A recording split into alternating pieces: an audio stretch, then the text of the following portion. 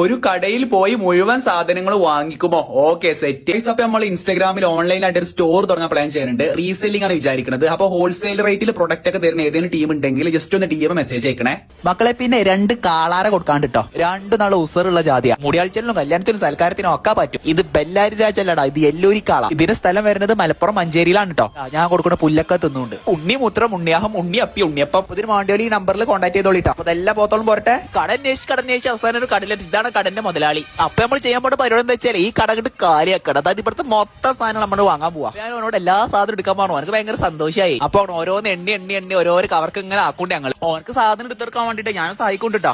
അങ്ങനെ ലൈസും കുറുക്കും റോക്കെ എല്ലാ സാധനം എടുത്തു. ഇനി എത്ര ബില്ലായി ചോദിച്ചോക്കട്ടെ.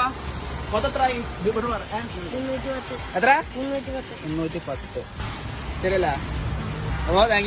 അപ്പോൾ മാത്തമാറ്റിക്സ് ഒക്കെ സെറ്റിൽ ചെയ്തിട്ടുണ്ട്. അതായത് കണക്ക് നമുക്ക് എടുത്ത സാധനം ഇവിടെ എല്ലാവർക്കും ഓരോന്ന് തിന്നാൻ കൊടുക്കാം. അപ്പൊ എല്ലാവർക്കും നമ്മളിങ്ങനെ ഓരോന്ന് എടുത്ത് തിന്നാൻ കൊടുക്കൊണ്ടിട്ടോ. അതെല്ലാം കഴിഞ്ഞ് ബാക്കിയുള്ള സാധനം എന്താ കാട്ടുന്നത് കണ്ടോളൂ. ചെറിയൊരു പരിപാടി ഉണ്ട്. നമ്മൾ ഗ്രൗണ്ടിലാണ് കുറച്ച് ചെക്കന്മാർ കളിച്ചുകൊണ്ട്. ചേക്കന്മാർക്ക് ഫുട്ബോൾ കളിച്ചിട്ടുണ്ട് പിരാന്തിൽ. അപ്പൊ നമ്മൾ സാധനം നേരെ ഗ്രൗണ്ടിൽ നടു പോകേണ്ടിയിരുന്നു. ബാക്കി നിങ്ങൾ കണ്ടോളി.